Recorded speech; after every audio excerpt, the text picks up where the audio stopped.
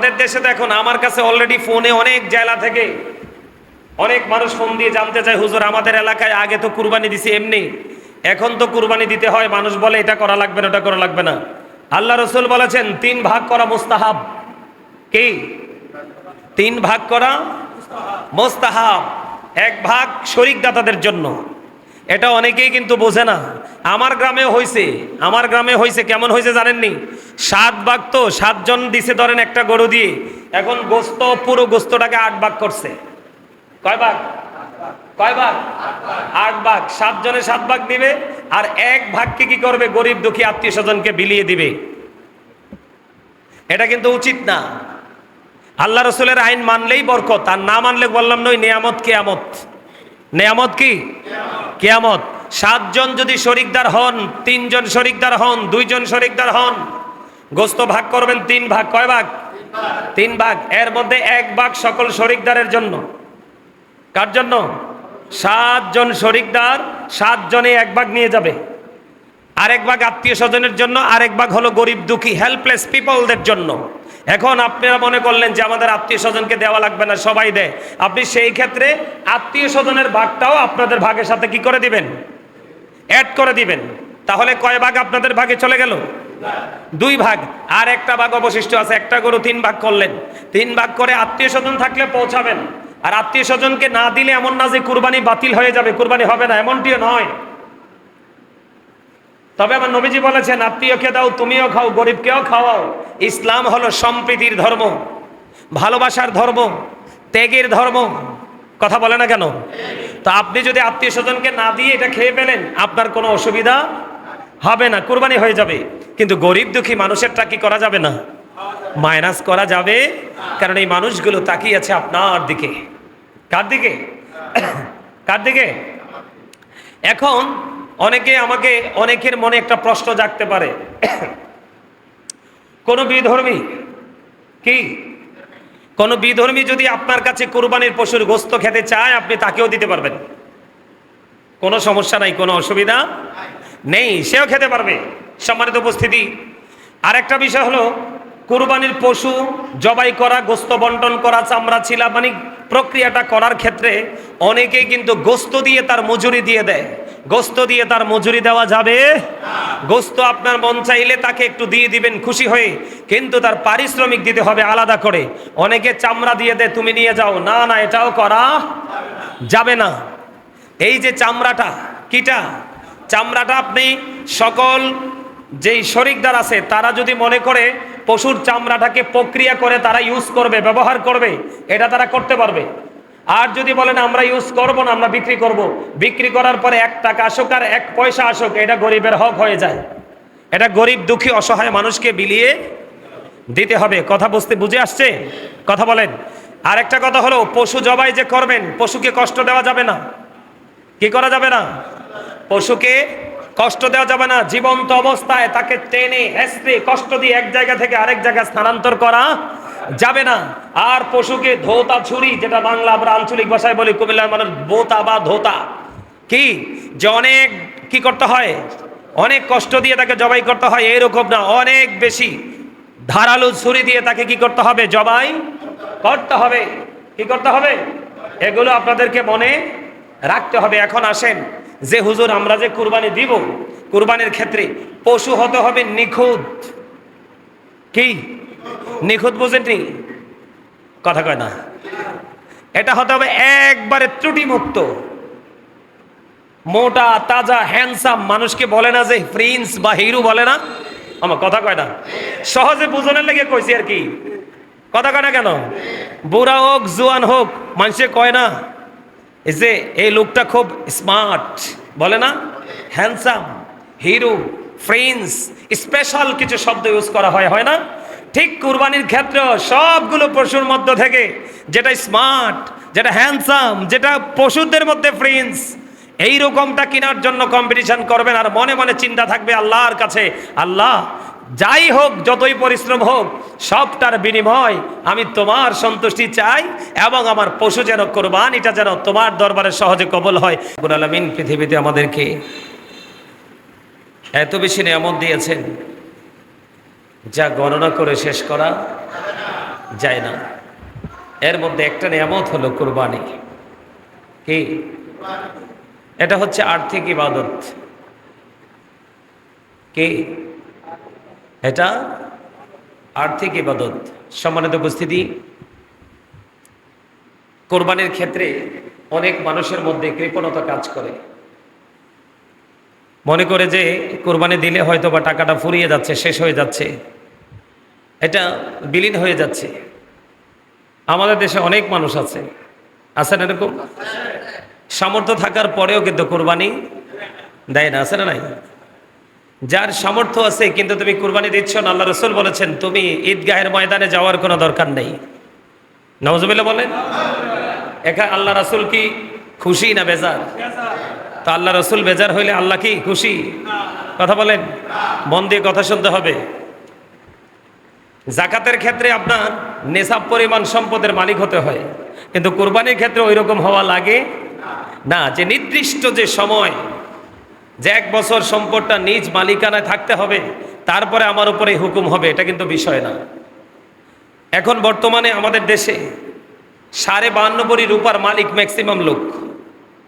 আমার কথা কয় না, বোঝেন না? 1 ভরি রূপার দাম কত?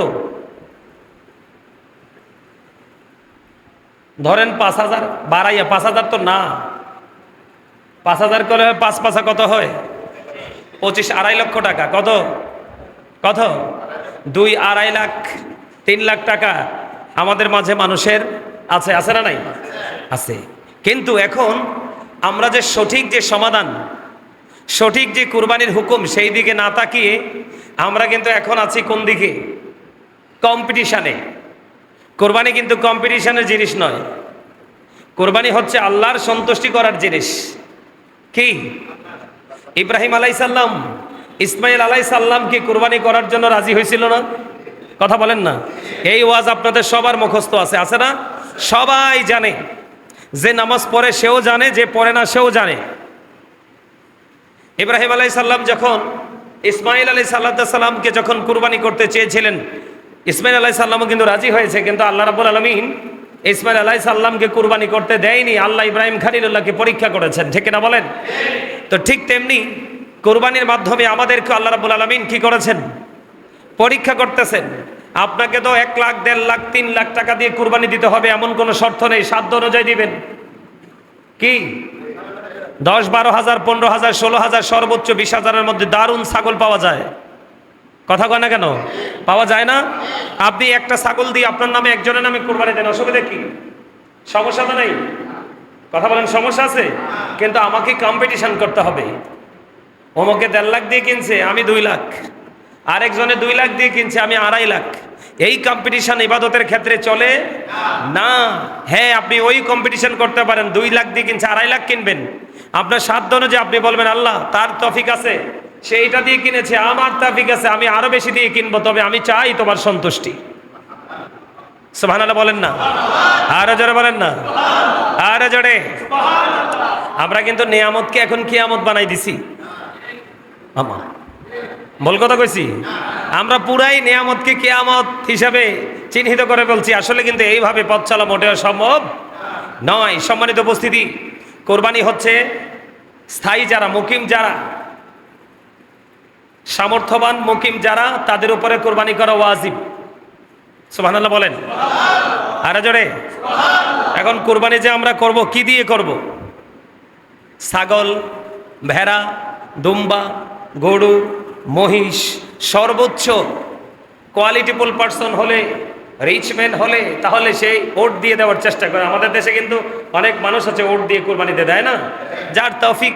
আর আমাদের দেশে এক ম্যাক্সিমাম মানুষ তৌফিক থাকার পরেও অনেকে কুরবানি দিতে চায় না, আর অনেকে তৌফিক অতটা নাই, কুরবানি দেওয়া তার উপরে ওয়াজিব, কিন্তু ওই রকম টাকা পয়সা নাই। কিন্তু সে কি করে? ওই পাগল, আল্লাহ আল্লাহ রসুলের পাগল, সে কিন্তু আল্লাহ আল্লাহ রসুলের আইন মানতে গিয়ে সে কিন্তু সুন্দরটায় দেওয়ার চেষ্টা করে। তার কারণ হলো কুরবানি বছরে একবার, এই বছরের পরে আগামী বছর বাঁচবো, এটার তো কোনো গ্যারান্টি নেই। এই জন্য আমি আল্লাহর সন্তোষের জন্য কুরবানি করতেই চাই। করা দরকার আছে না নাই? আরো যারা বলেন। এখন কুরবানি করতে হলে কন্ডিশন আছে। সম্মানিত উপস্থিতি, আপনি যদি কুরবানি দেন, ছাগল দিয়ে দেন, ছাগলটা 1 বছর হইতে হবে, ভেড়া, দুম্বা এগুলো 1 বছর হতে হবে। আর গরু আর মহিষ দিয়ে যদি কুরবানি দেন তাহলে 2 বছর হতে হবে। আর ওট দিয়ে যদি কুরবানি দেন তাহলে মিনিমাম 5 বছর হওয়া লাগবে। এখন ভেড়া, দুম্বা আমাদের মধ্যে অনেক দেখা যায় 1 বছরেরটাও কিন্তু 6 মাসেরটার মতো দেখা যায়, আবার অনেক সময় 6 মাসেরটা মনে হয় যে 2 বছরের। আছে না এরকম? এরকম মোটা তাজা হইলে 6 মাসেরটা দিয়েও আপনি কি দিতে পারবেন? কোরবানি দিতে পারবেন। বকরি, তারপরে আপনার ভেড়া, দুম্বা এগুলো দিয়ে একটা দিয়ে এক নামে কোরবানি দিবেন, যার যেমন তৌফিক আছে। আর গরু মহিষ দিলে, ওট দিলে তাহলে শেয়ারে দেওয়া যায়। কি দেওয়া যায়? শেয়ারে দেওয়া যায়। তো শেয়ারের হিসাব আপনারা সবাই জানেন, কিন্তু গোস্ত বন্টনের ক্ষেত্রটা অনেকে আমরা জানি না। সম্মানিত উপস্থিতি, শেয়ারে কুরবানি দিলে গোস্তের ক্ষেত্রে প্রত্যেকটা নীতি করে করে মেপে সবাই সমান করতে হবে। ইচ্ছে করে 19-20 করলে কিন্তু সকলের কুরবানি বাতিল হয়ে যাবে। কি হয়ে যাবে? সকলের কুরবানি বাতিল হয়ে যাবে। কিন্তু হাড্ডিগুলো একটু 19-20 করা যেতে পারে, তাহলে কুরবানি দাতার কোনো কুরবানির ক্ষতি হবে না। এখন কুরবানি যে দিবেন, আমাদের দেশে দেখুন, আমার কাছে অলরেডি ফোনে অনেক জেলা থেকে অনেক মানুষ ফোন দিয়ে জানতে চায়, হুজুর আমাদের এলাকায় আগে তো কুরবানি দিছি এমনি, এখন তো কুরবানি দিতে হয়, মানুষ বলে এটা করা লাগবে না, ওটা করা লাগবে না। আল্লাহ রসুল বলেছেন 3 ভাগ করা মুস্তাহাব। কি? 3 ভাগ করা মুস্তাহাব। 1 ভাগ শরিক দাতাদের জন্য। এটা অনেকেই কিন্তু বোঝে না। আমার গ্রামে হয়েছে কেমন হয়েছে জানেননি? 7 ভাগ, তো 7 জন দিছে ধরেন একটা গরু দিয়ে, এখন পুরো গোস্তটাকে 8 ভাগ করছে। কয় ভাগ? 8 ভাগ। 7 জনে 7 ভাগ দিবে, আর 1 ভাগকে কি করবে? গরিব দুঃখী আত্মীয় স্বজনকে বিলিয়ে দিবে। এটা কিন্তু উচিত না। আল্লাহ রসুলের আইন মানলেই বরকত, আর না মানলে বললাম নই নেয়ামত কিয়ামত। নেয়ামত কি? কিয়ামত। 7 জন যদি শরিকদার হন, 3 জন শরিকদার হন, 2 জন শরিকদার হন, গোস্ত ভাগ করবেন 3 ভাগ। কয় ভাগ? 3 ভাগ। এর মধ্যে 1 ভাগ সকল শরিকদারের জন্য। কার জন্য? 7 জন শরিকদার, 7 জনে 1 ভাগ নিয়ে যাবে। আরেক ভাগ আত্মীয় স্বজনের জন্য, আরেক ভাগ হলো গরিব দুঃখী হেল্পলেস পিপলদের জন্য। এখন আপনারা মনে করলেন যে আমাদের আত্মীয় স্বজনকে দেওয়া লাগবে না, সবাই দেয়। আপনি সেই ক্ষেত্রে আত্মীয় স্বজনের ভাগটাও আপনাদের ভাগের সাথে কি করে দিবেন? অ্যাড করে দিবেন। তাহলে কয় ভাগ আপনাদের ভাগে চলে গেল? 2 ভাগ। আর একটা ভাগ অবশিষ্ট আছে। একটা গরু 3 ভাগ করলেন, 3 ভাগ করে আত্মীয় স্বজন থাকলে পৌঁছাবেন। আর আত্মীয় স্বজনকে না দিলে এমন না যে কুরবানি বাতিল হয়ে যাবে, কুরবানি হবে না, এমনটিও নয়। তবে আমার নবীজি বলেছেন, আত্মীয়কে দাও, তুমিও খাও, গরিবকেও খাওয়াও। ইসলাম হলো সম্প্রীতির ধর্ম, ভালোবাসার ধর্ম, ত্যাগের ধর্ম। কথা বলে না কেন? তো আপনি যদি আত্মীয় স্বজনকে না দিয়ে এটা খেয়ে ফেলেন, আপনার কোনো অসুবিধা হবে না, কুরবানি হয়ে যাবে। কিন্তু গরিব দুঃখী মানুষেরটা কি করা যাবে না? মাইনাস করা যাবে। কারণ এই মানুষগুলো তাকিয়ে আছে আপনার দিকে। কার দিকে? কার দিকে? এখন অনেকের মনে একটা প্রশ্ন জাগতে পারে, কোন বিধর্মী যদি আপনার কাছে কুরবানির পশুর গোস্ত খেতে চায়, আপনি তাকেও দিতে পারবেন, কোনো সমস্যা নাই, কোনো অসুবিধা নেই, সেও খেতে পারবে।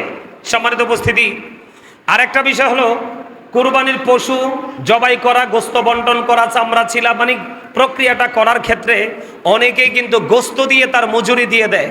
গোস্ত দিয়ে তার মজুরি দেওয়া যাবে? গোস্ত আপনার মন চাইলে তাকে একটু দিয়ে দিবেন খুশি হয়ে, কিন্তু তার পারিশ্রমিক দিতে হবে আলাদা করে। অনেকে চামড়া দিয়ে দেয়, তুমি নিয়ে যাও। না না, এটাও করা যাবে না। এই যে চামড়াটা, চামড়াটা আপনি সকল যেই শরিকদার আছে তারা যদি মনে করে পশুর চামড়াটাকে প্রক্রিয়া করে তারা ইউজ করবে, ব্যবহার করবে, এটা তারা করতে পারবে। আর যদি বলেন আমরা ইউজ করব না, আমরা বিক্রি করব, বিক্রি করার পরে 1 টাকা আসুক আর 1 পয়সা আসুক, এটা গরিবের হক হয়ে যায়। এটা গরিব দুঃখী অসহায় মানুষকে বিলিয়ে দিতে হবে। কথা বুঝে আসছে? কথা বলেন। আর একটা কথা হলো, পশু জবাই যে করবেন, পশুকে কষ্ট দেওয়া যাবে না। কি করা যাবে না? পশুকে কষ্ট দেওয়া যাবে না। জীবন্ত অবস্থায় তাকে টেনে হেঁচড়ে কষ্ট দিয়ে এক জায়গা থেকে আরেক জায়গায় স্থানান্তর করা যাবে না।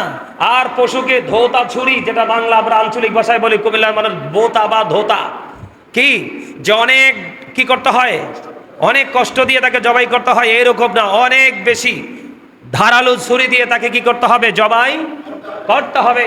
কি করতে হবে? এগুলো আপনাদেরকে মনে রাখতে হবে। এখন আসেন, যে হুজুর আমরা যে কুরবানি দিব, কুরবানির ক্ষেত্রে পশু হতে হবে নিখুঁত। কি নিখুঁত বুঝেননি? কথা কয় না। এটা হতে হবে একবারে ত্রুটিমুক্ত, মোটা তাজা হ্যান্ডসাম। মানুষকে বলে না যে প্রিন্স বা হিরো, বলে না? আমার কথা কয় না, সহজে বুঝনের লেগে কইছি আর কি।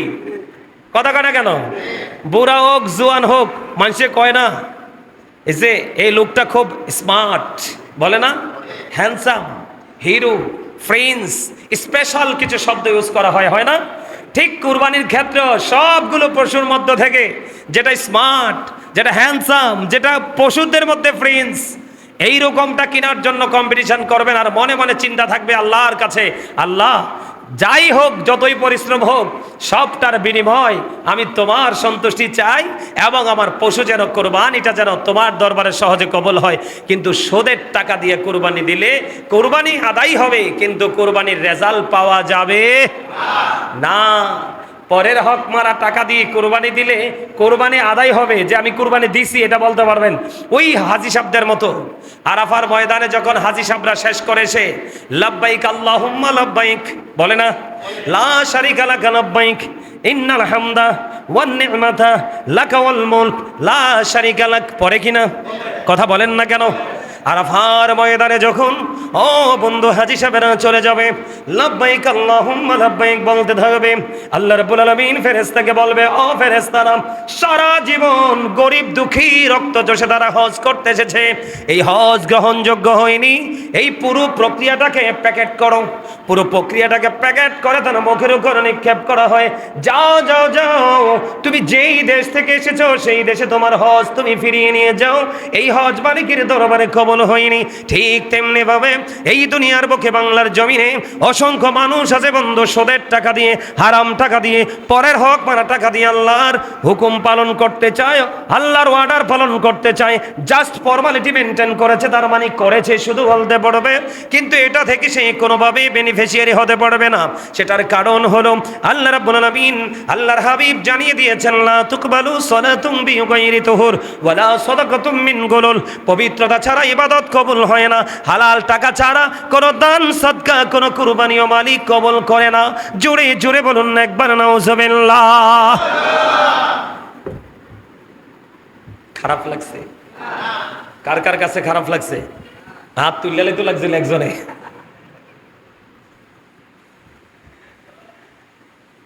তবে রাসূল বলেছে, কিয়ামতের আগে এমন একটা পৃথিবী তোমরা পাবে, তুমি সুদ খাবে না, কিন্তু সুদের হাওয়া ছায়া তোমাকে গ্রাস করবে, এত অন্ধকার আচ্ছন্ন হয়ে যাবে। পৃথিবী অলরেডি শুরু হয়ে গেছে। নাউজুবিল্লাহ বলেন, আর জোরে বলেন, আর একটু মহব্বতে।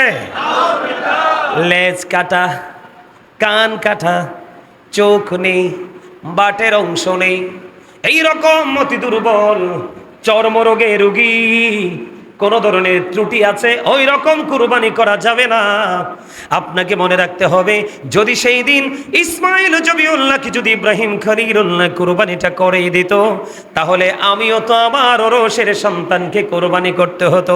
এটা আমি বাবা হিসাবে, আমি মা হিসাবে, এটা আমার পক্ষে কোনোদিনও সম্ভব ছিল না। কারণ বাবা মার কাছে সন্তানের লাশের মতো বোঝা, ভারী জিনিস পৃথিবীর বুকে আর কিছু নেই। এই জন্য আমার মালিক দয়া করেছে যে তুমি কি করো, আমি তোমাকে রহমত বরকত দিয়ে দিয়েছি, তুমি তোমার সাধ্য অনুযায়ী তুমি সুন্দর পশুটাই কুরবানি করে দাও। জোরে জোরে বলেন না সুবহানাল্লাহ। কুরবানি করতে রাজি আছেন না নাই? আর জোরে বলেন না, আর জোরে বলেন। বন্ধুরে আমার, আমার আপনার প্রাণের রাসূল বন্ধু জানিয়ে দিয়েছে, তুমি যে কুরবানি দাও, আপনার মনে মনে প্রশ্ন জাগতে পারে, বলে আল্লাহ গো, আমি কত কষ্ট করে 6 মাস যাবত টাকা টাকা সেভিংসে রেখে আজকে কুরবানি করতেছে গো মালিক, আমার লাভটা কি? আমার মালিক জানিয়ে দিয়েছে রে বন্ধু, তোমার লাভটা হলো তুমি যে কুরবানির পশুটা খরিদ করেছো, তুমি যে পশুটাকে তুমি কিনেছো, তুমি কেনার পরে তোমার যদি সবকিছু ঠিক রেখে কোরবানি করতে পারো, রসুল জানিয়ে দিলেন ওই পশুটার গায়ে যতগুলো পশম আছে, এই পশুটার গায়ে যতগুলো পশম আছে রে, ততগুলো পশমের সম পরিমাণ গুনাহ তোমার আমল নামা থেকে মুছে যাবে। ততগুলো সমপরিমাণ গুনাহ আল্লাহ রাব্বুল আলামিন মাফ করে দেবে। এখন আপনি মনে করতে পারেন ওট মহিষ গরুর তুলনায় বকরি বেড়া দুম্বা তো দেব ছোট, এদের ভেতরে কি রে? আমার রাসূল জানিয়ে দিয়েছেন এইগুলো যদি কুরবানি করো তোমার ওই পশমের সমপরিমাণ গুনাহ আমলনামা থেকে মুক্ত হয়ে যাবে। ওমা সুবহানাল্লাহ, আসতে হইল যে বাপ রে বাপ, এমন ভাবে সুবহানাল্লাহ কইছেন মন হয় যে আমল নামায় কোনো গুনাহই নাই। কথা কয় না কেন? এরকম লাগছে না? এই মিয়া সবের আমল নামা পুরা গুনাহ। বলে হুজুর কেমনে? জিনা লাইনুন নজরু, চোখের জিনা হলো দেখা। কয়টা জনে ঘর থেকে বের হলে রাস্তায় ভালো জিনিস দেখেন বলেন তো? আছে ভালো জিনিস? আরে জোরে কয় না কেন? আছে। ম্যাক্সিমাম নোংরা জিনিস চোখে পড়ে। কথা কয় না কেন? মহিলার দিকে তাকানোর দরকার নাই তো, এখনকার ফুলাফাইন যে ফ্যান পরে যেই জিনিস দেখা যায়, এই জিনিস দেখা আরেকজনের চোখ দিয়ে, এটাও জিনা। কথা কয় না কেন? আরো জোরে। কারণ হেতে তো ফুঙ্গট, হেতে সিরা ফ্যান পিনছে আরেকজনের দেহানের লাই, হেতে রে আল্লাহ কইছে যে সুন্দর করে ফ্যান পরো, হেতে এত সুইটটা ফ্যান পিনছে, এতে সামনে দিয়া পিছন দিয়া দুই দিক দিয়ে এতে লজ্জাস্থান দেখা যেত। আরেকবার চোখের কামে তো সাউন্ড। কথা কয় না কেন? চোখের কাম কি? চোখের কাজ কি? দেখা। তো আপনি যে অর্ধলঙ্গ হয়ে হাঁটছেন, চোখ তো দেখতেছে, আপনি তো অপরাধী। অপরাধী আমাকে অপরাধী করছেন কেন? এটির জন্য আমরা সবাই দায়ী, আমাদের সবাইকে সচেতন হতে হবে। সম্মানিত উপস্থিতি, আমাদের আমল নামা ভরপুর গুনাহ নেক নাই। এজন্য আমাদেরকে অত্যন্ত সেন্সিটিভ ভাবে সচেতনতার সাথে এই মাত্র সুযোগ সামনেই কুরবানি করে আল্লাহ আমাদেরকে গুনাহ থেকে মুক্ত হওয়ার সুযোগ দেয়। সবাই বলেন আমিন। আর যারা বলেন না আমিন, আর একটু মহব্বতে বলেন আমিন। বন্ধুরে আমার, আপনি আমি যে কুরবানি দেই, কুরবানি পশুর গোশত বা রক্ত আল্লাহর নিকট পৌঁছে না, তার নিকট পৌঁছে যায় আপনার আমার তাকওয়া। সুবহানাল্লাহ বলেন না কেন? নিশ্চয়ই তাকওয়ার অর্থ বুঝছেন? কথা বলে না কেন? তাকওয়া মানে হলো ভয়, আতঙ্কিত হওয়া। আপনি পশুটা তো কিনে নিলেন, আল্লাহ গো আমার জানি কোনো ত্রুটি হয়েছিনি, কোনো ভুল জানি হয়েছিনি, কোনো ভুলের কারণে না জানি আমার কুরবানি বাতিল হয়ে যায়। এই ধরনের তাকওয়াটাই আল্লাহর কাছে গ্রহণযোগ্য। পশুর গোশত আল্লাহর দরবারে গ্রহণযোগ্য হয় না। জোরে জোরে কন্যা একবার সুবহানাল্লাহ। বন্ধুরে আমার আপনার প্রাণের রাসূল তিনি বলে দিয়েছেন তাকওয়া খোদা প্রীতি এই দুটো আল্লাহর দরবারে পৌঁছে যায়। এই জন্য আপনাকে আমাকে অত্যন্ত চমৎকার ভাবে তাকওয়া নিয়ে বন্ধু কুরবানিটা করতে হবে। জোরে জোরে বলেন না সুবহানাল্লাহ। আমার রাসূল এই জন্য বলে দিয়েছেন যার সামর্থ্য আছে রে, যার শক্তি আছে, যার তৌফিক আছে, সব কিছু থাকার পরেও তুমি কুরবানি করলে না, আল্লাহর হুকুম তুমি পালন করলে না, আমার রাসূল জানিয়ে দিলেন সে যেন ঈদগাহের নিকটবর্তী না হয়। জোরে জোরে একবার বলেন না নাউজুবিল্লাহ, আর একটু জোরে জোরে বলেন না নাউজুবিল্লাহ। বন্ধুরে আমার, ও বন্ধু, আমার রাসূল বলেছেন কিয়ামতের দিন আল্লাহ তাআলা কুরবানির পশু তার শিংখোর পশম সমূহ সব উপস্থিত করবেন। জোরে জোরে কন্যা সুবহানাল্লাহ। কুরবানির রক্ত জমিনে পড়ার পূর্বে আল্লাহর নিকট সঠিক কুরবানি দাতার কুরবানিটা আমার আল্লাহ কবুল করে নেয়। জোরে জোরে একবার বলেন না সুবহানাল্লাহ।